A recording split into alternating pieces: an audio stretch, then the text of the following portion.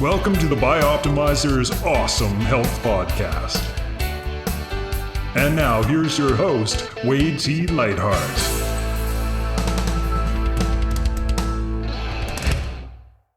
Want awesome health? How about doubling your energy?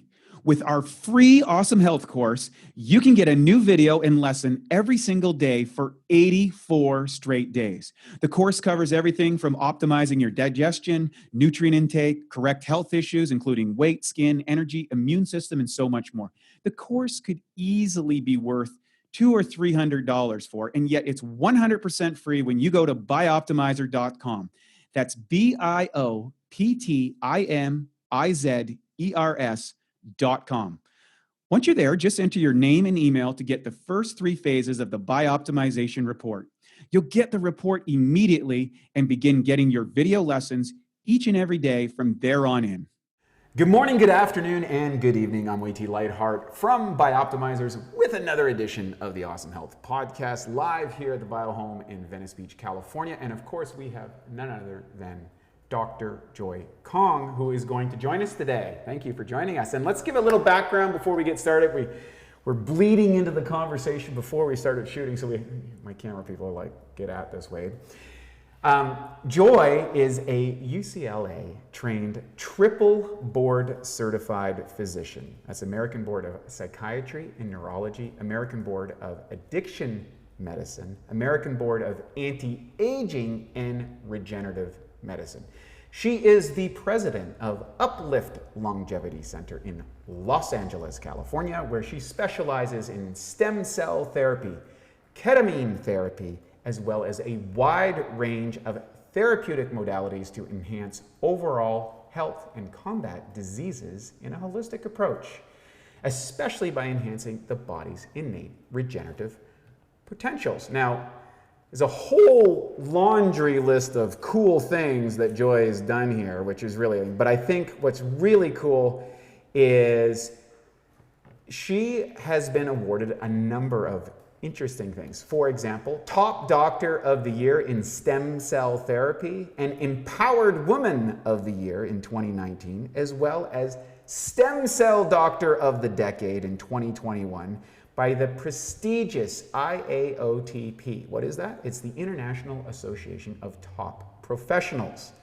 Dr. Kong's memoir, Tiger of Beijing, has garnered tremendous interest and was named 2020 Book of the Year from the aforementioned IAOTP and showcased at none other than Times Square. Welcome, Joy. Thank you so much. Thank you for the introduction. Well, I could have went on forever. I mean, you're a very accomplished woman. And I think there's so many cool things that we'd like to start about. And I think let's talk about the Tiger of Beijing and your journey, because we're at a time right now where there is sort of a pseudo conflict between China and the United States, right? Beijing essentially versus Washington. And, when East meets West, some people say that never the twain will meet was one thing. But I think when you take the best of the East and the best of the West, you can come up with something really remarkable, and that's the invitation of the world. And there's different camps about that. You're very well equipped to speak to both sides of that equation. What was your journey like starting out in Beijing and then, integrating to the United States and the cultural here, and then becoming such a powerhouse woman?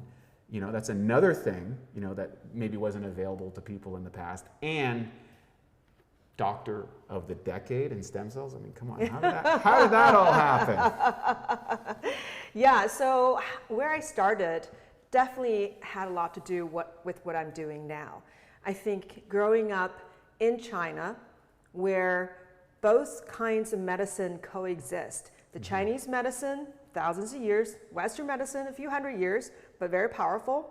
So the Chinese culture appreciates both. Maybe different sets of population are different, but I grew up on the university campus. So my dad is a professor, very science driven. So I love science, love science. But I also know the Chinese medicine works. That's the bottom line. It works. It has worked for thousands of years. And it works based on these very interesting principles of looking at the body as a little universe and using a language that describes, it's almost like different rivers and different, galaxies, things all coming together, but you have a holistic whole. So it's a poetic way of looking at the body, whereas the Western science is very linear, very designated, from A to B, and it's very precise, and then that's very appealing. But by focusing on the precision, you're losing some of the complexity of the system. So I think at a very young age, I realized that there's strength in both systems, and it would be the most powerful thing when you can bring the two together. I think in China, a lot of people know that, yes, the combination of the East and West is going to make the most powerful culture, or the most powerful force for human development. So, for example, at home, we'll have a medicine drawer, and you have Chinese medicine, Western medicine, they're all mixed together, right? You just pick one up and you say, well, is this Chinese medicine or Western medicine? So my mom will ask, okay, tell me about your symptoms. So I was like, oh, stomach ache, this and that. She said, okay, I think I know what to get you. And she would either pull out Chinese medicine or a Western medicine. Really depends on the situation, right? If there's acute, there's chronic, what's really causing the problem. So I grew up with the understanding that both work, but they all have their own merits. So I didn't have a prejudice when I came here studying medicine. When I went to UCLA, I just, I was very open, and I was always hoping I can bring the Chinese medicine into what I'm doing, what I've learned with Western medicine. The problem was that the Chinese medicine is very poetic. It has a language that you can't quite integrate with Western medicine. So I was having a really hard time trying to integrate the two. If you go to like an East-West medicine clinic, which there is one in Santa Monica, it's like a parallel system. One side you have Chinese medicine, you would diagnose a person according to Chinese medicine principles, and then you have Western medicine diagnosis. So side by side, they help inform each other, but it's not true integration. So intellectually, I wasn't satisfied. I was like, well, that's not, it doesn't feel like they're integrating. And what happened was that I ended up encountering functional medicine, integrated medicine, right? So all these are very holistic approach in medicine. And what they're doing is they can borrow principles from things like Eastern medicine or other traditional forms of medicine, and then they will try to understand in Western medicine language, how these therapies could work. So in a way, they're giving scientific language to ancient therapies. And all of a sudden, I could talk about, let's say one vitamin, one particular, let's say that vitamin D has this multitude of benefits, and it has, can be involved in hundreds of biological, biochemical reactions in the body. So all of a sudden, one substance, you have a web-like effect, which is not talked about in Western medicine, really. And nutrition is barely talked about. So all of a sudden, one substance, and really any food we eat can have a multitude effect on us. All of a sudden, we have a system approach. So this is the first time through functional medicine, I'm able to look at, bring in the wisdom of Eastern medicine and then, and combine it with Western medicine. We're still, in the beginning. I think there's still so much mystery and so much to incorporate from Eastern medicine, something as simple as acupuncture, what's going on there, or even people practicing Qigong, which have healed, a lot of people get healing from it, and that is just by manipulating energy channels in the body. So all that is, is sort of, we're beginning to bring in energy medicine into what we're doing in this country. But funny you should say that. One of my mentors, Dr. David Hawkins, who worked with Dr. Abram Hoffer and two-time Nobel Prize winner Dr. Linus Pauling, developed Orthomolecular Psychiatry, which was treating advanced states of cognitive impairments and disease states with high dosages of vitamins and minerals and things like that. And they wrote a book in '72 about orthomolecular psychiatry. And they were leveraging all these things. And Dr. Hawkins recounts a story that he was part of the very first acupuncture study it was in Washington, so he was going from his practice in New York, which was, I think, the largest psychiatric practice in America at the time, and this is in the 70s, and he was engaged in this, and he had an intractable duodenal ulcer that was threatening his life, and he had tried all Western medications. He goes and sees this Chinese acupuncturist who looks at him, sees his arm, and goes, ho, ho, ho, you know, oh, you have big ulcer, right? And kind of like this funny thing, right? And he goes, like, what are you talking about? And then he sticks a needle in his arm and says, I thought I was shot by a gun. It was so intense. And literally 20 minutes later, his ulcer is, the pain that he's coming from his ulcer is like virtually gone. He gets another treatment shortly after, and it's thing. And he's like, okay, here's a hardcore scientific double-blind. He's on 50 different boards. Nobody can fix him. And one guy with a funny accident and a thing says, hey, you know what? I got a solution here. And so I think if we look at why does someone get into the industry, right? It is essentially to make a difference in other people's lives, to help people, to heal people, to go whatever. Coming from both backgrounds, which is unique, you've probably brushed up against both sides of the equation, which have become very restrictive. I know there's people on the holistic side of the thing that are just anti-Western medicine, there's really hardcore, and then there's people in the other institutions who are totally against any holistic ideas.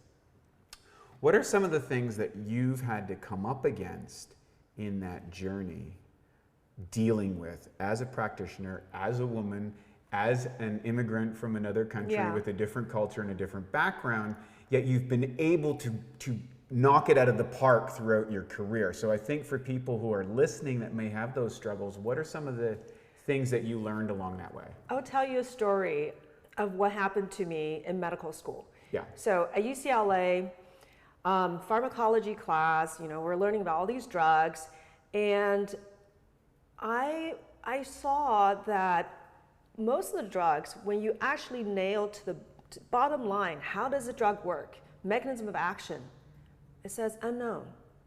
So what's interesting was, in the meantime, I was having conversation with some medical students. This guy happened to be MD, PhD, super smart, and I just mentioned acupuncture, you know, being really helpful to people, and he was like, acupuncture, you know, there's still no evidence that it works, right? I said, okay, do you know that there's reams and reams of paper published about acupuncture?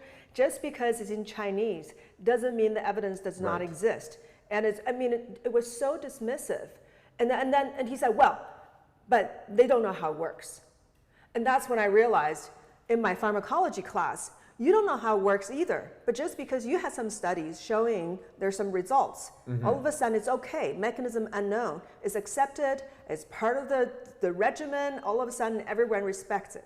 So the hypocrisy was really upsetting to me, and so I became disillusioned. Even though I was going through Western medicine education, I didn't like the whole arrogance. Did you feel at that moment, I want to sort of interrupt, but I got to capture that, because I think I got into the education system and university system, and I called out the hypocrisy and ended my university career for the same thing. I saw blatant hypocrisy in my field about assumptions without accurate conclusions, and then purporting that, oh, we've got this, you know, it's like, no, you don't. What did that feel like for you? And then how did you not just like sweep it under the carpet or leave university, or like, how did you navigate that? Like, there's the emotional kind of like abrasiveness of it, and there's that kind of like, how do I deal with this? Like, what happened for you there? I saw I was dealing with ignorance and arrogance, and that is going to be prevalent in medicine. So that gave me a flavor, but that's not going to stop me. I know what the truth is. So, you know, that's not going to stop. One day it's going to change. Actually, things change pretty fast. I think within 5-10 years, all of a sudden acupuncture was covered by insurance. So things are changing rapidly. So, obviously the insurance is covering because, the FDA says it's okay. There must be, I don't know the intricacies. But I just knew, just like how I feel now about stem cell therapy, it's been suppressed, and a lot of doctors are saying, well, there's still no evidence it works. And that's the thing, when we send patients, talk to your primary care doctor. And then they say, well, my doctor said there's no evidence it works, like you still, very immature stage. I said, okay, have they looked for any evidence? If they haven't looked for it, how do they know it's not there? Because I can show you these 300 articles published from all around the world, and I can show you all these disease categories, all these organ systems, how in so many conditions there are very, very powerful studies. So the ignorance, is like, okay, so that exists, but just mark my word, in 10, 15 years, stem cell therapy is going to be as common as antibiotics. Right. It's going to be something that if you get sick, we're going to give it to you. Or if you're trying to do an operation, we can give it to you so we can prevent infections, and we can help you heal better. So one day it's just going to be part of medicine. So now it's been suppressed. So I just have that sense, just let's just wait, Did you kind of have a sense of like, was it when you came up with that, level of institutionalized ignorance, that what I call reaffirmed biases, because there's so many people who are intellectually gifted and they are motivated to go through that standpoint, and they've been reaffirmed that they're the smartest and the best and the brightest, and the conclusions that they are coming to, in a general case, from a general group of people, are usually accurate, and ideally they're put into positions where the bulk of their time is dealing with someone who doesn't know anything and is trusting them absolutely in their determinations.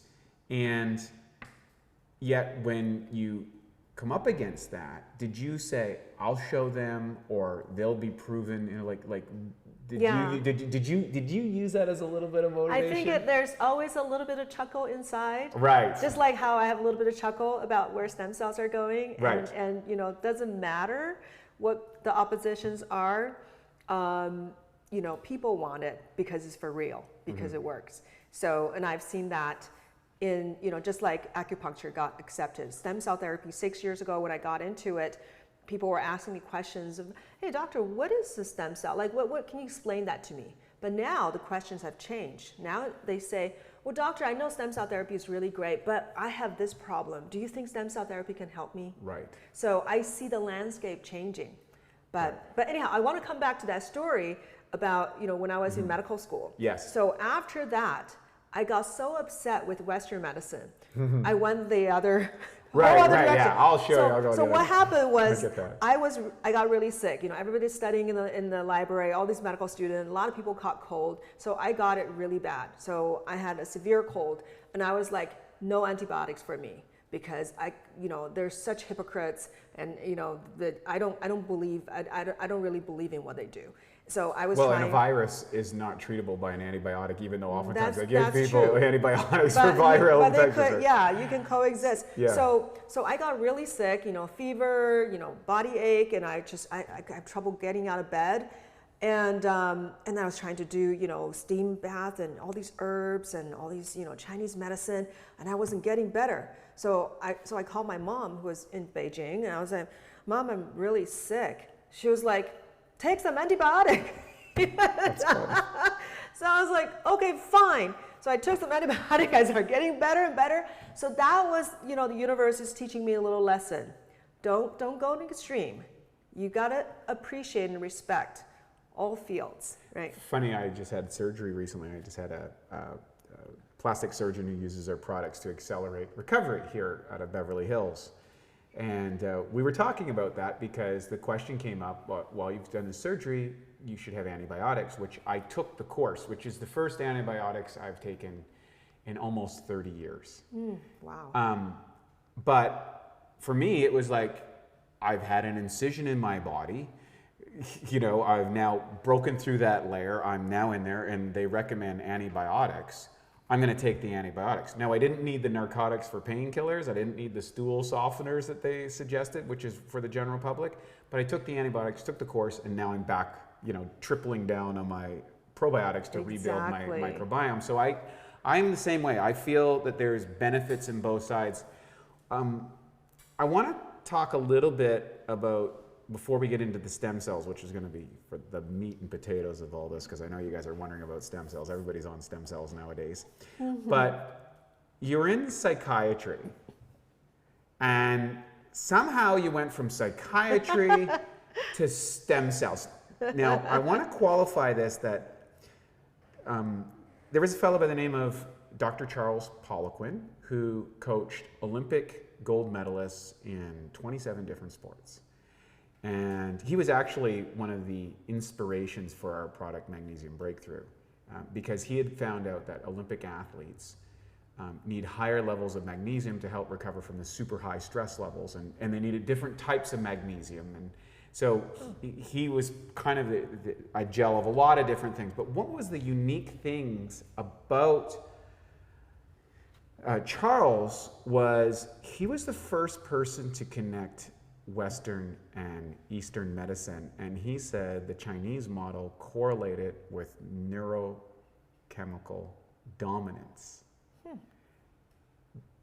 As someone who has a background in psychiatry, was there any aspects of neurochemistry or pathologies or whatever that led you to stem cells, or was that just because you got on a whole other trip? It's a big jump. I know. Right? It's really because I've always tried to optimize my patients' health because of this holistic approach.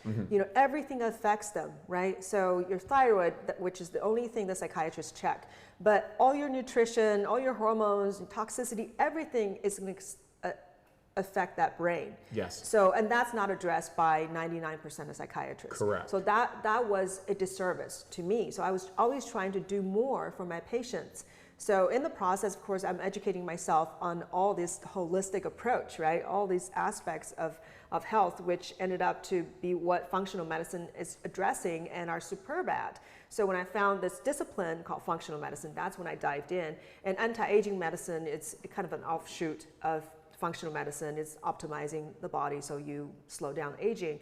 So stem cell therapy was kind of part of, of what anti-aging doctors really love, and that's talked about in their academy, but really came from the first doctor I met who was doing anti-aging medicine. I didn't even know the discipline existed, but I was studying for my addiction medicine board, and I met him, and he said, hey, I just treated this little kid with autism using umbilical cord product, and look at what the teachers have noticed. So the teacher had sent these, this write-up of all these things that have changed in these little kids, and there were like 40 things, improvements, eye contact, ability to, socialize, not procrastinating, the attention span, all these aspects. And it was astounding to look at that list, because as a psychiatrist, well, there was a reason I did not go into child psychiatry, because I knew how ineffective the therapies are for kids like autism and ADHD. I was not happy with how they were doing and just how they were treated. And there was really, the prevailing therapies are there to sedate the kids, right, to calm them down so they don't cause any problem for parents. And I have never seen any kid with these kind of improvements that this teacher was listing from a simple stem cell treatment. So the stem cells were helping them have better outcomes than all the traditional treatments have been practiced probably for decades. And yet so few of the people in that industry are implementing. It's simple and easy. Is one infusion. One infusion was able to change outcomes from years of. Yeah, so you may not always be able to get one infusion to have that Right. many results, but for this kid, it did. Wow. And so that to me, right, is mind-boggling, because when he told me I'm doing stem cell therapy, I said, you can do that? I thought it's still in research. So this just shows you how most doctors have no idea. So here I was into functional medicine, integrated medicine, but I didn't know about stem cells, right? It's a whole, this whole blinder. So there's a whole other side of the world. So I'm just focusing on all this. And someone says, stem cells, what? People are using stem cells? That's what happens to most doctors. What? Stem cells? They don't know anything about it. So I had to be educated and I had to catch up on what's going on in this whole stem cell world. Wow. So just as a sidebar for listeners that may have children that are being treated in those conditions, where would they look for medical doctors that might be able to do those type of things in psychiatry? Is there any research? In psychiatry? Yeah, or is there anything expanding out of that, I think or is it too very limited? few psychiatrists. I mean, I have my friends who I thought were open-minded, and I've been telling them about, stem cell therapy. I think it can really help their patients. I haven't been able to convince anyone, any psychiatrist, to take on stem cells. Thus, now we get to. I had an inkling that might be the case, that people might be resistant to that. Although, again, some of the better outcomes I refer people out to orthomolecular psychiatry. They seem to be a little bit more open and a little bit more expansive in ideas. So if you have a situation like that, go for it. But you've ran into, obviously there was all these roadblocks again. Here we go. I know better. This doesn't work. We don't know. Whatever. The compartmentalization of intellectual capabilities, which precludes alternative options or a plethora or holistic approach. But we're going to try a lot of different things. So you make the jump to stem cells. Is that what happened? You're like, I'm out of here. I'm getting into stem cells. I was like, this is so interesting. This is intellectually very stimulating. So you're telling me these very young cells that has the capability to form many cells in the organ, right? They carry this very early intelligence. I can put in the body and they can do their thing to heal. Like they know what to do. I mean, this is too good to be true. And it actually happens. It actually is for real. So for me as a doctor, as a healer, this is incredible, right? How empowering it is to be a doctor that can do that. And I've seen how disempowered physicians are in, I was educated in the VA system, and just seeing how every veteran comes in with a bag of medications, at least 5 or 6, if not 20, 30 medications, right? Everyone has a bag, and no one is getting better. They're just managed. So they still have their conditions. No one has gotten rid of any conditions. They just add one more condition. Oh, now I have this now. Now I have, the GERD. Now I have, what kind of neuropathy. So they just keep adding, and no one is getting better. But guess what? The pharmaceutical companies are making out like a champ. I want to, it's so interesting that you came from an intellectual attractiveness. In other words, your IQ was kind of stimulated, if you will, and your passion there. I grew up in a very rural setting where we had to cultivate practical solutions to complex situations. The tractor broke, you need to fix something, you need to jimmy things together, so you would always be looking for options outside of take it to the mechanic. That wasn't an option, so you had to come up with a bunch of choices. And my intention when I first went to university and studied exercise physiology was to go into sports medicine. I was always attracted to sports. And I can remember citing a paper, I was doing a research paper in nutrition, I think it was, and it was the acetocoenzyme shuttle, dealing with mitochondrial function and medium chain triglycerides, which was a new topic back then. And I was citing some paperwork out of the New England Journal of Medicine, but then I happened to look at the front of the New England Journal of Medicine. It said, we do not prevent or cure diseases, we treat the symptoms of. And I remember thinking, and I asked my professor, well, you mean doctors aren't actually curing things? They're treating the symptoms. I'm like, what does that mean? Like, what does treat versus cure? What's the difference here? What's the languaging around it? And the professor couldn't really answer the question. And I thought, I'm not getting into a field that ambiguous. And I leaned more into my sports and athletic and sports science because it's very clear there's a winner and a loser. There's a time or an outcome or a way, like sports are it's very clear what the outcomes are. And they're not, of course, they're not nearly as complex as advanced medical conditions or things like that, but it was something I was more comfortable with, but I never forgot that, specifically that I was in conversations. And of course, everybody wants people on the recurring revenue. So if you look at the growth of tech companies, for example, it's recurring revenue and then how we can use that as a lobbyist component. And pharmaceutical agency, can we get recurring revenue? The cable company, the water company, government institutions through taxation. All of these models, as they get bigger, they need to have guaranteed revenue in order to support the organism.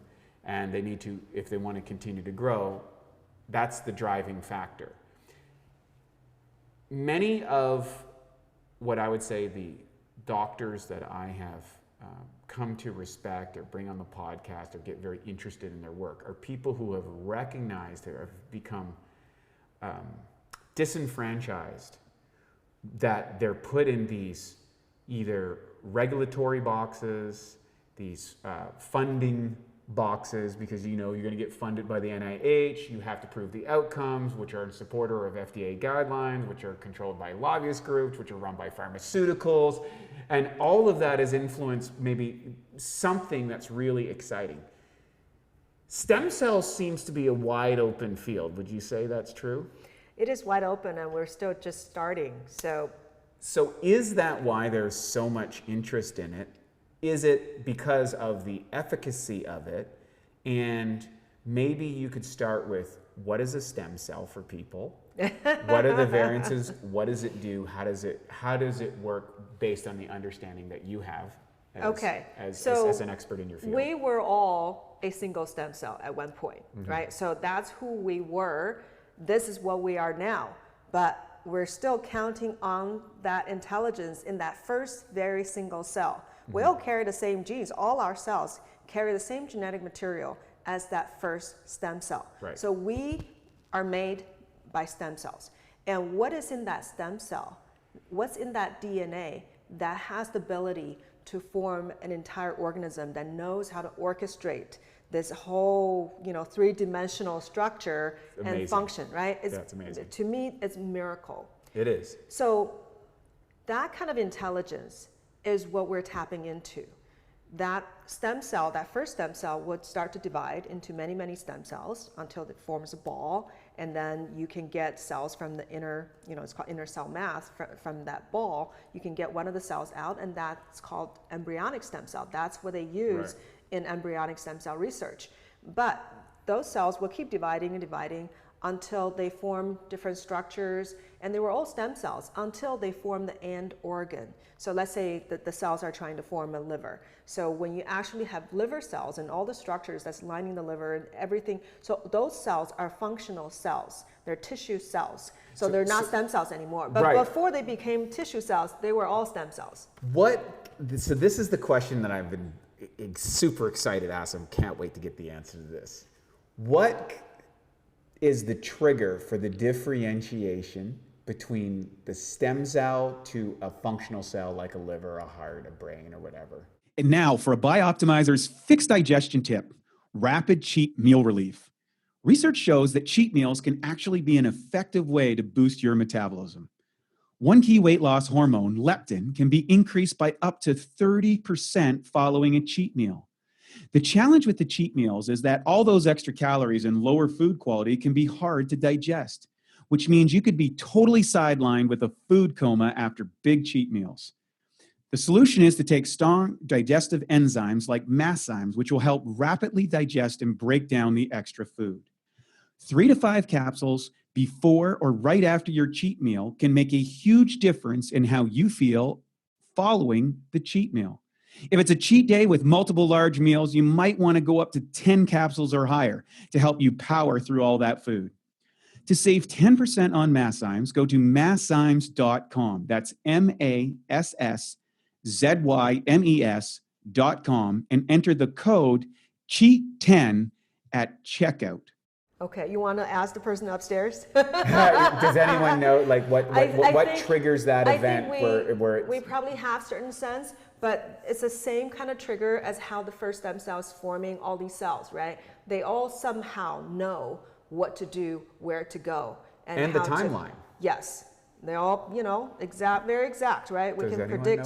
Does anyone know the answer to that question? I think we can know part of the story, but not the full story. I don't know if science as we know it, I don't know if we'll ever fully understand, because I don't know if there's something else beyond what we're able to perceive and test. Right, which you're dealing with the limits of the Newtonian paradigm versus quantum potentiality. Is there a source outside of our measuring capabilities, as opposed to the coming forth of potential into activation, like in the Dirac physics equations? Or is it A goes to B, the billiard? And this is kind of where the rubber meets the road at the advanced edge of these I think we can know part of the story. That's why they were able to, let's say, get your skin cell and somehow put it back into the embryonic state. We can manipulate things. We can do that. Yes. Or we can get a stem cell and we can say, okay, we want you to form a neuron. So let me give you these particular, you know, growth factors, or you know, molecules to trigger you to go in that direction. So we are able to direct in certain ways, but it's not the full story. The rest of what they do, you know, the cells do, you put in the body, maybe you give it a particular push, but how they do it exactly, that's up to them, right? That kind of intelligence, I think it's really hard for us to describe exactly how they do it. Or where it's going to go. So let's talk about, before we get into it, I want to kind of qualify a couple of things that I've heard about that maybe you know about before we get too deep into the stem cell conversation. How would you differentiate stem cells, embryonic stem cells versus other stem cells, as exosomes and V cells, because those are other two emerging areas? Can you kind of designate and clarify for our listeners what that is? So stem cells, the embryonic stem cells, of course, were obtained from day 5 to 7 after fertilization. So that's a very specific time where each of the cell that you take out from the ball, the embryonic, you know, the original embryo, can form an entire human body. You know, can form any cells in your body. So that's the embryonic stem cells, and then you can start to have other cells. The pluripotent stem cells. So totipotent is completely, you know, they can form anything. So pluripotent can form many things. So they're very powerful. And V cell is a pluripotent stem cell. I see. So they can form many things. That's why it's so, you know, it's been recognized. It's one of the agents that are influencing its variability. So they're supposed to be in your body, but they're very tiny amounts, and they have to have the right environment to work. Yeah. And that will be determined by many things. And one thing that can help them work better is something called mesenchymal stem cells, which is what kind of the gold standard right now. And these are specific cells that are lining your blood vessels. Anywhere you have blood supply, they're there. They are, you know, they look like a gecko, or, you know, like this blob that's sitting on the blood vessels with all these tentacles. So they're sensing what's going through the blood, and they're also sensing what's going around in the environment, and they're able to provide this, you know, kind of a conductor in the symphony. You know, okay, you know, there's signals in the blood, and some places have some trouble. So either they can go in, they can just, you know, squeeze themselves into the bloodstream and swim upstream to find the location of problem, or they can say, okay, so there's problem over there, and then I have these cells, and how can I coordinate? You know, what kind of signals do I need to send? So I don't know how they do it exactly, but the innate intelligence of how they're going to coordinate this. And if local tissue has injuries, and then they can secrete certain molecules and send into the bloodstream, so your immune system will come and start to work on this issue, right? To either remove the you know, kill off things that don't belong, remove them, and then help rebuilding. So these are kind of intermediary cells, and they're very important. So they don't quite belong in the typical stem cell category, but they are a form of stem cells because they can differentiate into, bone, cartilage, fat. But we found out the earlier mesenchymal stem cells, in short MSCs, they could actually differentiate into, liver cells, into neurons. They have more wide range differentiation. But cells from our body, the mesenchymal stem cells, they've lost a lot of those potential. So even as we age, even though they're all mesenchymal stem cells, they start to lose potential. As we get older, they're getting more sluggish, their telomeres are shorter. Yep. They Less are, replications, more fuzz in the record. It's kind Yeah. of like, I And love the another- photocopy idea. Yeah, It's like right. you're taking, And another dangerous thing, I call it cellular dementia, is that as the cells get older, they accumulate all these genetic damages and they start to lose certain potency and certain intelligence. So let's say I get fat from your cells, from you, and then I extract the stem cells. They've done research putting fat-derived stem cells next to this brain tumor cell, glioblastoma multiforme. So they will put it next to the brain tumor cells, both in a petri dish and on a live animal body, to see what happens to the tumor. So when they put fat-derived MSCs next to these tumor cells, the tumor kept growing and expanding. But if you put umbilical cord-derived mesenchymal stem cells next to the tumor was shrinking and going away. So even though they're all called MSCs, the younger cells have a lot more potency, and I think it's a lot safer because that's what the research have shown. So it would make sense then today, if you are having children, to get the umbilical cord frozen. I think that's one of the things that's now you can get stored in nitrogen facilities, your stem cells, or that baby teeth when they come out. I guess they're rich in stem Dental cells. pulp, yeah. I think it's for $150 a month they'll store nitrogen for your kids that could, later on down the road, be organs regenerated from their own stem cells if they need like an accident or a disease or something like that. Do you see that as something that parents should probably invest in for the future of their children?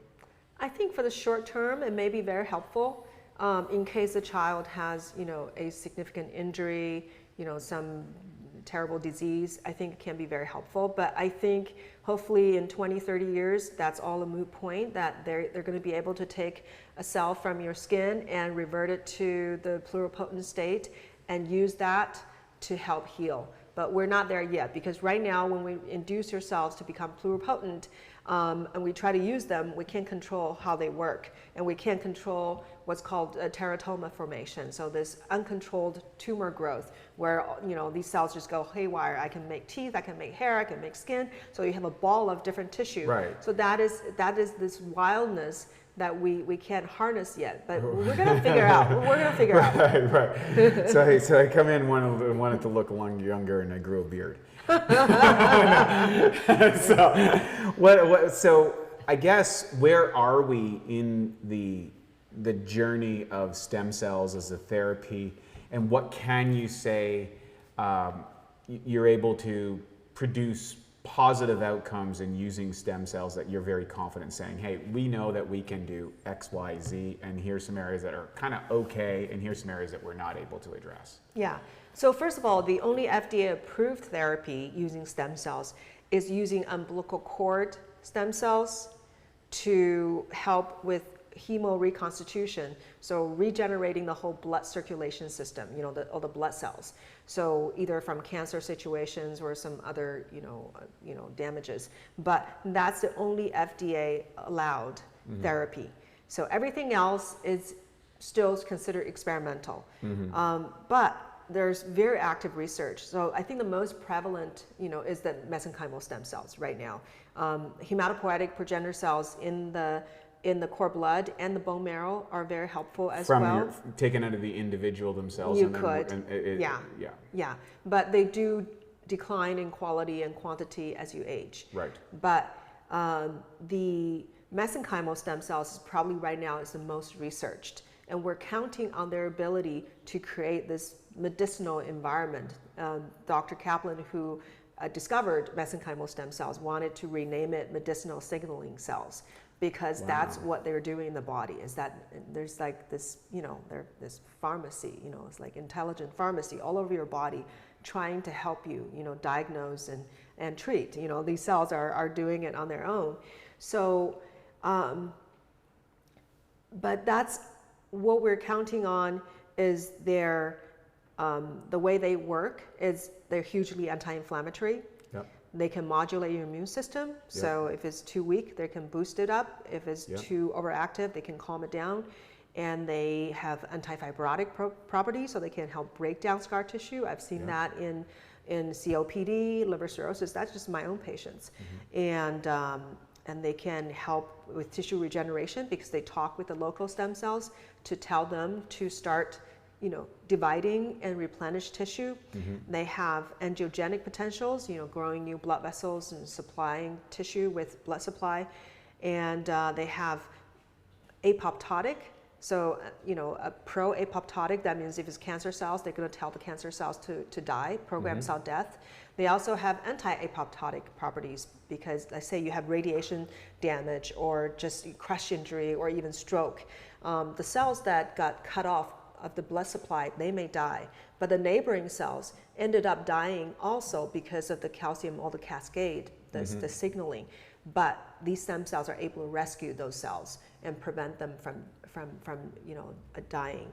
So there are all these properties. They also have antimicrobial properties directly. They can secrete antimicrobial peptides. So these are the range of mechanisms that they can help the body heal.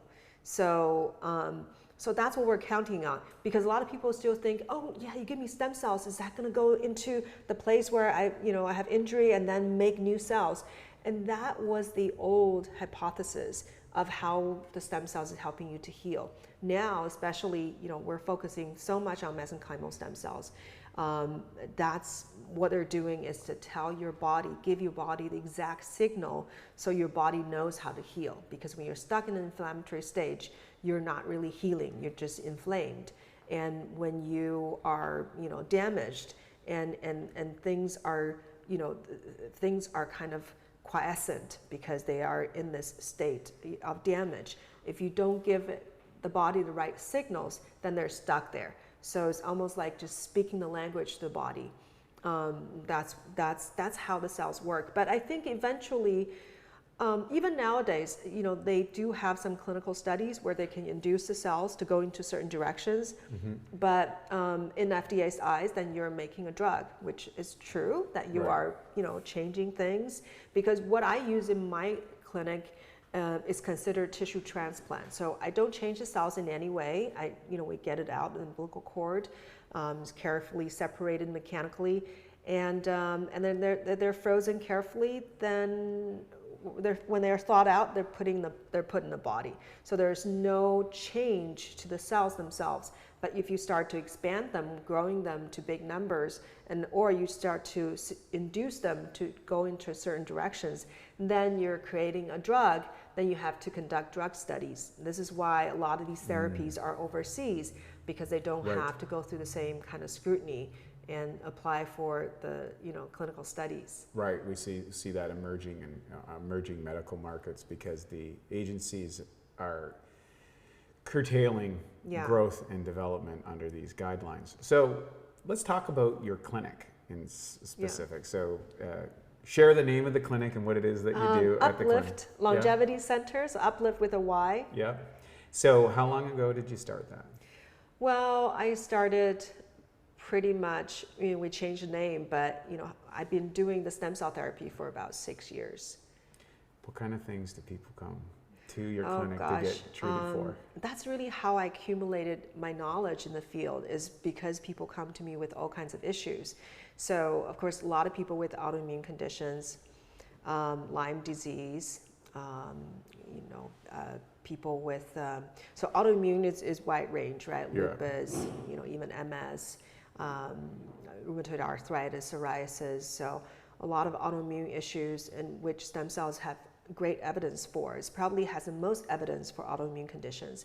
But people come to me for like COPD, in which it's really fun to treat because they respond so well.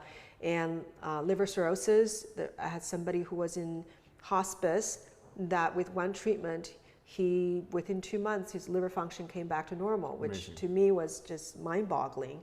And people with different musculoskeletal issues, all kinds of injuries, joint problems, plantar fasciitis, or they have neurological issues, Parkinson's, ALS, dementia, and kidney disease, cardiac issues, diabetes, erectile dysfunction. So so these are kind of the, basically, I even have, I actually have a lot of autism patients coming to see me because the word kind of got out that, I was getting really good results. So broad range, from 5 years old to 82 years old. So walk us through, someone comes into your clinic and says, Joy, getting old, just had surgery.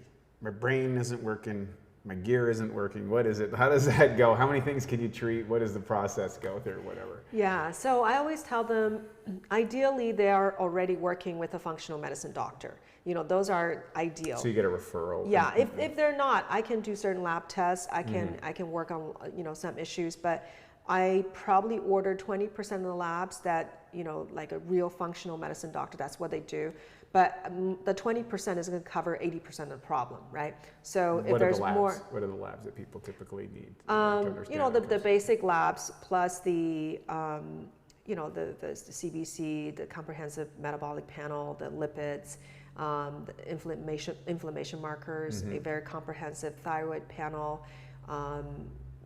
male hormones, testosterone, female hormones, estrogen, progesterone, and the DHEA, vitamin D levels, and we can also do nutritional testing to make sure that they have the right nutrients.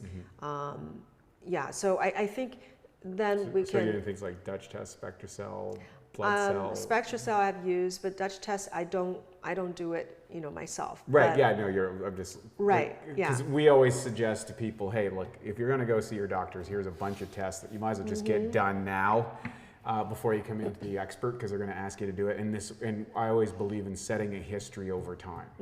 At least minimum every 5 years, ideally every year, you can do your whole profile, and then you can see trends.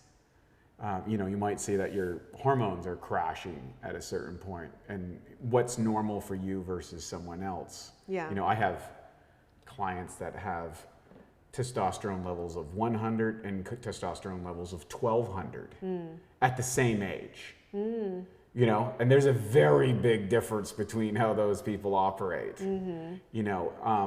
And some people would run in a range on the lower side of what's optimal. Obviously, 100's dysfunctional and 1200's probably over optimal. But there's a wide range of the middle of the road. But middle of the road is not what we're dealing with. We're trying to get to the optimal side of the equation, which is a different model than what we've been given with RDAs and what prevents disease, which is where most of our nutritional recommendations came from. Our company's called Bioptimizers because we're all about biological optimization. Like from an athletic perspective, how do I go, higher, faster, longer, better, perform better? And that kind of bleeds over into people who are professional careers, which are required performance parameters. But then all of us begin to experience a decline in our quality of life through degenerative conditions, the loss of these aspects. How important is stem cells in kind of expanding healthy outcomes over time? In other words, saying, hey, you know what? I'm 40. I'm not as good. There's what's the range? Presentation I gave at a few conferences is called Stem Cell Therapy as an Anti-Aging Tool. So I don't know if you know, the anti-aging field was really designed, by these doctors who are working with elite athletes. Tom Brady's of the world. Look at that guy. Yeah, because these people are not sick, right? But how can we make them even better? Right. That's how these doctors started. They're like, if we optimize this, there's a notch up in the performance. So that's the whole optimization. And if you optimize, then you're preventing decline, you're preventing aging. So that's how the anti-aging and the whole athletic world, is coming together to help everybody to be more optimized, so to prevent aging. So when it comes to stem cell therapy for anti-aging purposes, they've done research on animals, which is easy to study for lifespan, and it's been pretty consistent in mice and rats that extends their lifespan by about 30%. So that's Incredible. yeah. So starting from like a middle-aged rats, you start giving them regular. That's a difference between an 80-year-old going to a 100-year-old. That's right. Yeah. You're 104 technically. Right. If you're extending by. Yeah. What's fascinating was after certain months, all the group in the control, the placebo group, have died. I think 19.3 months. All the control have died. So they started, I think, when the rat was 10 months old. So all the rats don't live that long. All the controls are dead, but about 60 to 70% of the ones that got stem cells are still alive, and they're still doing great. Amazing. And they live for much longer, of course. And it's just not just lifespan, is health span. They look great. Quality of life. They're acting, Yes. like they're agile and they're still smart. And they had another study that looked at rats, maybe it's mice, but at human equivalent age of 75 years of age. So, and then that's when they started giving them either stem cells or control, and to see how they do. So from the time they give these animals the stem cells to the time they died, the ones that got stem cells, that time is 3 times as long as the one that did not get the cells. So even if you're 75 years old, this could triple the time you have left on Earth.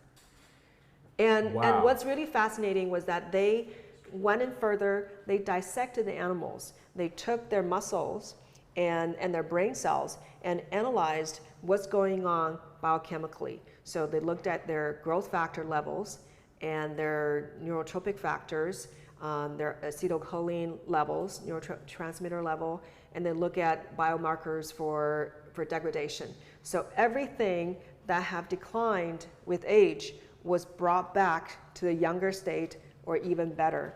Wow. So we're talking about aspects of the body are actually reverse aging because of stem cells. Yeah. So when should people start taking stem cells, and how would they go about doing that? So I started as soon as I found out about it. That's when I was 45. So it's been, I'm turning 51 in a few days. So it's been 6 years.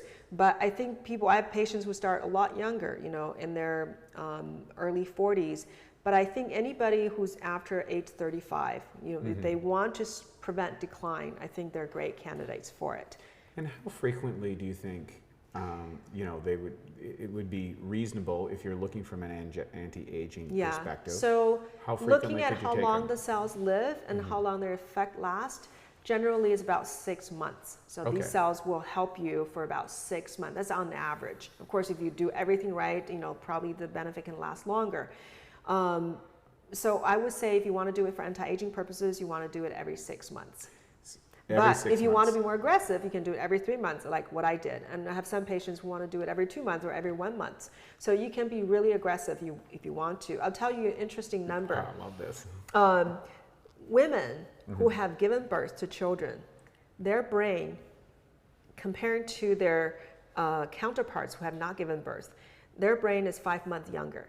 So that's what the research have shown, which is really fascinating. And what I think is that there's fetal-maternal exchange going on. I see, right. That makes sense. This is one reason why a lot of women with autoimmune diseases have remission during pregnancy. So what's fun for me was like, so it's a symbiotic relationship between the development of the baby and the regenerative this is why I'm looking younger. Because if you look at my picture now compared to when I was 43, I look a lot younger. Like, it's pretty dramatic change. So it's almost like if I do it every 3 months. So every 3 months I age 3 months, right? But I just got a stem cell infusion, so maybe I go back 5 months. I see. Every 3 months I go back. You're playing the math game, right? If we get 6 months out of them, I'm going to do it every 3, and I'm going to start gaining 3 months at a time. That's just the way my brain works. So typically, the theory that you're running is the mathematics says, you know what? If I do 4 courses in the course of the year, I have a mathematical potential of getting reversing 8 months younger. Yes. Would it be 8 months or 6? Would it be? I lost the math. Course of 4. Okay, yeah. 6 months, wouldn't it? Is that right? Or you're right? You're probably right. 8 months. And are there other agents that assist? because going back to the earlier question of things that seem to potentiate the activity of the stem cells, is there any elements that you guys have been able to determine? It's probably maybe too early, like, is there vitamins, is there nutrients, is there a lifestyle components, are there other factors that you can control as an individual to increase outcomes? Like, some people are going in, they're drinking booze, smoking cigars, and taking recreational drugs all weekend, and working 80 hours a week, and then other people are living a pristine lifestyle. Is there variances in that, or is there trends that people can do to get more out of it? Everything counts. So all the healthy lifestyle is all important. They all work together. So, but I do have patients who are counting on stem cells. So they don't want to do any work. They're like, I don't want to change my diet. Don't tell me to exercise. I have stem cells now, and it's great. So just don't make me work harder. So those are people. Some other people, it's like, oh my God, I just spent all this money doing stem cells. Now I'm going to do everything I can to optimize the results. And how much does a course of stem cells cost for someone that's going in 3 months, 6 months, whatever that journey is going to be? So typically, there's probably a range. Yeah, in general, if you do IV stem cells, probably ranges between $7,000 to $15,000. So that's the range. It depends on. So I do the dose calculation based on how much the body weight is, and the age, and the health condition. So then I determine what may be the ideal dose. What's the range? Yeah. So typically you're looking at somewhere, if you're looking at somewhere between $30,000 and $60,000 a year, you can reverse aging. Which I'm making that claim. I'm not making that claim, but the theory. I'm hoping that's what I'm trying to work on now, is how can we get the cost down for everybody. So right now it's still expensive, but it's still affordable, because I just heard how just how expensive things can be. Like, people go to Panama. Last time I heard it was $65,000 for a 1 week treatment. There's that whole Mel Gibson episode with Joe Rogan where he was talking about his dad and all that. Yeah, and then I heard they've increased the price. I don't even know what. That's what I heard. $40,000. I mean, it's just going crazy. So I want to try to make it more affordable, but I want to make it even more affordable so more people can get it. And as the technology develops and as it becomes a more competitive marketplace, in other words, it's offered in more places. So there's a kind of an increased awareness, which is increasing demand, and then there's an increase of delivery from practitioners like yourself. So there's two competing pressures to kind of level this out. But how long do you think before this becomes readily active, affordable, and utilizable by people, at least in the upper middle class? I think it's gonna depend on how maybe clinical studies can be conducted. I think there are different ways of doing this, but the way it is right now, unless it's covered by insurance, maybe that would drive the price down. But I do have my suspicions about insurance, because if somebody gets approval of these stem cells from the FDA, it's going to cost hundreds of millions of dollars, and they're going to want to recoup that money. I don't know if you've seen Unnatural Selection, which is gene therapy. Talking about gene therapy, they have a little vial. I think, if I'm not remembering wrong, was $750,000 for that one little vial for treatment. Wow. So because it's rare enough, they're going to charge for it. Yeah. So even if it's not that exorbitant, the price may go up, depending on how much we're going the whole pharmaceutical route. Right now, it's still relatively affordable because it's considered tissue transplant. I think one reason the price is higher is because there's still not many doctors who are doing it, and the people who are doing it are still taking on certain risks. Right. And there are less and less doctors doing it, partially because last May there was some kind of letter came out from the FDA, scared a lot of doctors. But patients are the ones that are driving this movement, because I have doctors who come to me saying, hey, You teach me how to do stem cells because I've got patients who are asking me about it and I don't know how to do this. So patients are the ones that really want, help because they don't have options. Right. If you're suffering and traditional medical approaches are not really giving you relief, you're going to do everything you can to find relief. So I think, it's hard to say. I'm actively trying to work with people to help bring down the cost and to make this more widely available, but there are a lot of obstacles of Sure. what needs to be done. Yeah, so I don't know when this is going to be every day. I want to switch gears a little bit before we wrap things up. Your book, memoirs, the Tiger of Beijing. Yeah, right? Tiger of Beijing. So, what's that book about? And maybe how does it relate to your career right now and where you're going in the future? Yeah, so the book really, it's only about 3 years of my life. I think some people who read it were, saying, oh, I was hoping to find out how you became a regenerative medicine doctor. I mean, I only talked about at the very last chapter because that was just a wrap up, to give readers an understanding of what I'd gone through in those 3 years. And even after going through that, what you can still achieve in life. So that was just kind of a wrap up about, what happened to this person. But originally when I was writing the book, I was going to write it as a novel. It was based on my experience, but because it was such dramatic 3 years, starting from my visa rejection in Beijing when I was 20 years old to escaping a relationship in San Francisco and ended up in a shelter. So these 3 years, very dramatic time. It's about wanting a dream, right? You have a dream, but people say no. And what do? Do you give up? Do you just follow the crowd?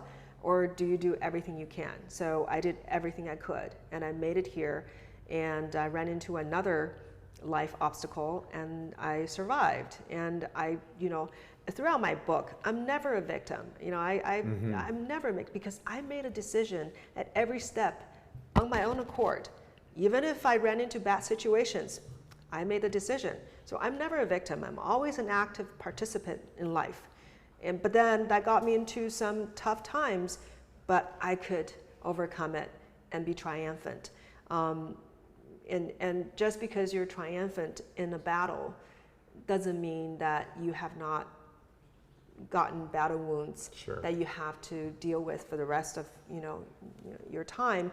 But probably my next book is about healing, about the Right. journey of how to achieve physical, mental, psychological and spiritual wellness. And that is a long journey. So the battle was really fun. I mean, it wasn't fun when I was going through it, but it was certainly interesting. But I think a lot of people can resonate, and a lot of people have, and it's actually in the process of being made into a movie. So that would be really interesting to. What do you think the elements for overcoming obstacles? What do you think that you've discovered in that process? Dealt with, the challenges of immigration, personal life situations, relationship challenges, institutional blockades, going into what some people would say is unrelated fields and trying to kind of extract value out of opposing cultures, opposing ideas of health optimization. Like, how has that uniquely positioned you to what you're doing now in the future, and what are those messages that you'd like to share with people? I think it's in all of us. I think it's the part of me that respects the life force that's inside of me. It's about respecting that life force, that nothing can suppress it. Doesn't matter, what I want to, where I want to go, what I want to do in life, is that fulfillment of who you are, and that kind of stubbornness, that whatever that's thrown in front of you, you're not going to let that life force die, right? So Right. is that you're gonna nurture that flame. So I think it's that's in all of us. Some people, maybe for whatever reason, that is not feeling, that they don't feel as powerful as they should, but they could if they're inspired enough. I love that. Yeah, that's really great. And what do you see for the future of the fusion of these, what have been for many years diametrically opposed, but the limitations, the proliferation of the internet, the cross-culture pollination that's now happening thanks to global systems like the internet, like easy travel, the exchange of ideas that we've seen. Where do you see us 5, 10, 15, 20, 100 years into the future? I think I'm hoping that AI can help us, especially when it comes to systems approach. Mm-hmm. I think for our puny little human mind, trying to figure out how things work, just like I do ketamine therapy in my clinic. If you look at people talking, in conferences talking about ketamine, you will see a chart with, probably 400 or 500 different chemicals and how they're all interacting with each other. This increases this, that decreases this.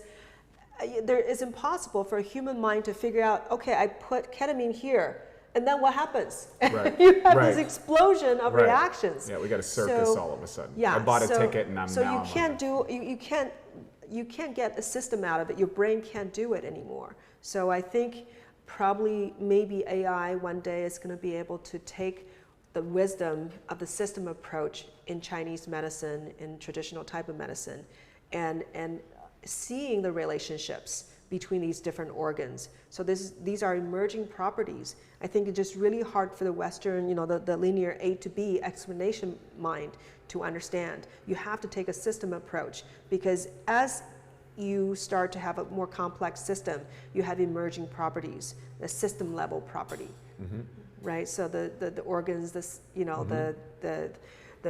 and the human body, and then the microcosm. So each layer has its own way of working. So to that point, I guess the big debate that's out there, do you feel that the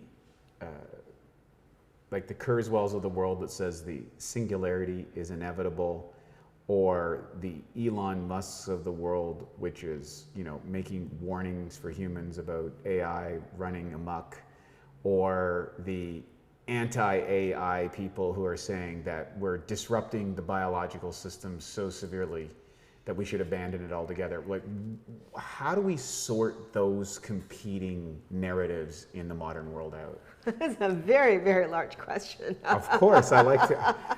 Think big.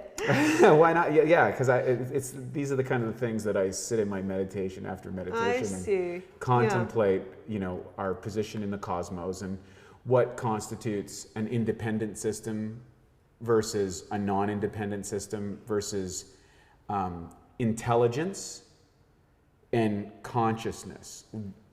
Where are the crossroads between me, the single organism that I call Wade, versus how do I fit as a cell within the human body, or as like the human body throughout time, seeing humanity? And you could expand that to biological organisms throughout time. And does digital technology, AI, some people call it artificial intelligence, is it artificial, or is it an aspect of intelligence which is innate because it's in the universe itself? And is it good? Is it and then we start projecting evil, good, threat to humans, and non-threat to humans. And are we booting up the Terminator, or are we booting up immortality? What is it? Oh, I don't know where the humans are going, frankly. Yeah, I'm hoping that we are going to. On the 405, nowhere. Right? I hope we're going to raise our consciousness, because this is some people may disagree with me, but I think this is just one realm that we're living in, just temporarily. All these atoms, are coming together, forming us, and it's a very temporary form. It's a great experience. It's very interesting. But this is just a little piece of the story. And simultaneously, there could be many dimensions superimposed that's happening all at once, and we simply don't know is going on. But I think unless we learn and tap into those other realms, and I think we will. And I think what happens with ketamine and psychedelic, there's this whole renaissance of psychedelics, is that people are tapping into these other realms. And that's why people have, dramatic healing and We don't know how it works in the other realm. So if humans can, as a species, raise their level of consciousness, maybe we will have a whole different way of communicating or even healing our body. Maybe we could have immortality. I don't know. I don't really care that we do, because I think there are many life forms out there. We don't have to be right here for eternity. One of the things that I've got to ask this question, because it's, there's science prides itself on evidence base. Spirituality prides itself on faith base. And I would call, or religion is on faith base, and kind of spiritual aspirants are on experiential base. And I believe that we're moving into, that's the fusion between both sides of the equation, is to evolve into a more spiritual comprehension of the nature of faith and evidence. So have you, and I think I know the answer, have you had experience-based aspects of your journey on this plane that has led you in both of those areas of faith and evidence? Well, I think for me personally, ketamine therapy has just opened my eyes, kind of blew my world open. They say seeing is believing. Correct. What I saw was not something that my brain could conjure up. Right. It doesn't have that capacity, because the level of complexity and of the profoundness of what I've seen is, it just, you don't gain that, just at this level of existence. Because when people say hallucination, I think it's a really unfortunate term if you talk about psychedelic experiences as hallucinations. Some of them may be hallucinations, but some of them are perceptions. Right. The differentiation between a hallucination, I think the difference between hallucinogens and ethnobotanicals is that you can step out of a non-hallucinatory experience. For example, if someone's doing ayahuasca, they can open their eyes and communicate with someone on that moment, even though they might have a very rich inner experience. Versus a hallucinogen, which you'll see, the person that's dependent on drugs and may have some psychiatric that is seeing things that they cannot not, like they're uncommunicative. I think the literature came out of that, I think it was started in the 70s in the ethnobotanical research that was done in South America. Of course, a lot of that was suppressed, and then now is reemergent thanks to guys like Joe Rogan and Tim Ferriss, I think, is a big advocate, and there's tremendous amounts of money going into these research, and now we're getting what I call, instead of the shamanic practice, we're getting, doctors, which are essentially the shamans of evidence-based information, kind of fusing with, like, I don't know how to explain this. I have this biochemical background and this thing, but I just went to 42 different dimensions, and I can't unknow that. And my question, I guess, is that the required component to drive enough faith to get to the answers we don't know? I think it opens your mind that at least that it exists. So for me, I had, a sense that something out there exists, but I had no evidence. So this is called faith. Right. But once I saw it with my own eyes, and I can't even tell you, I have many stories of the complexity of the incredible things I've seen, which means that when you've gained level of complexity, hallucination is, in a sense, is distortion and deterioration. So that means you put a drug in the system, it distorted how you feel or disrupted it, and there's always a degradation, right? Degradation of imagery, you don't gain complexity.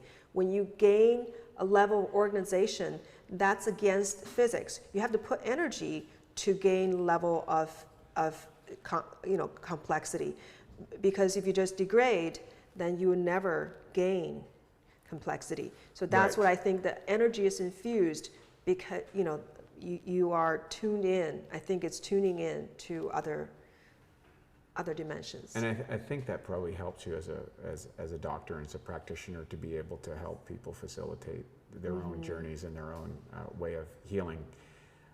I would love to pick up this conversation again where we left off, but for the constraints within the podcast time, where can people find out more about you, your clinic, your work, your books, and everything that you are doing to kind of make the world a better place? Oh, thank you. So definitely my clinic, upliftcenter.com. So that's website, uplift with a Y. And my book, people can get on Amazon, Tiger of Beijing, and there's an audiobook as well. I also encourage people who want to know more about stem cell therapy to go on the Academy site. The Academy I founded is called American Academy of Integrated Cell Therapy. So it's aaict.org. So there are a lot of research excerpts, there are case studies. I think it'd be really interesting for people to look at. And my YouTube channel, Joy Kong MD, I have some videos there. I try to, explain the different aspects of stem cell therapy, presentations, doing podcasts, and I'd love to have you as a guest. So these will be good places. Joy, you're well named and well suited for the practice that you're in. So it's been an absolute joy to have you on the podcast. And I hope to have you back real soon because I want to expand on kind of where we left off as we dive a little deeper down the rabbit hole of human and cognitive performance longevity. Eternity versus immortality versus multiple universes. That's a lot of things. We're going to pick that up off camera. For all of you listening today, I want to thank you for joining us at the Awesome Health Podcast. I'm Wei T. Lightheart from Bioptimizers. If you like it, smash the like button, share it with your friends. If you have questions, reach out to us at support@Bioptimizers. I go through all those questions and answer them personally. I look forward to hearing from you, and I look forward to seeing you on our next episode. Thank you so much. At Bioptimizers, our mission is to fix digestion. And a cornerstone of digestion is gut flora. P3OM is our patented probiotic formula. In fact, we call it the Navy SEALs of probiotics. You see, strong proteolytic or protein digesting activity is paramount to having a healthy gut flora. And of course, P3OM provides that. The good news is, unlike weaker probiotics, P3OM survives the digestion process. What it does is it basically multiplies the good guys while protecting you against pathogens, or what some people call the bad guys.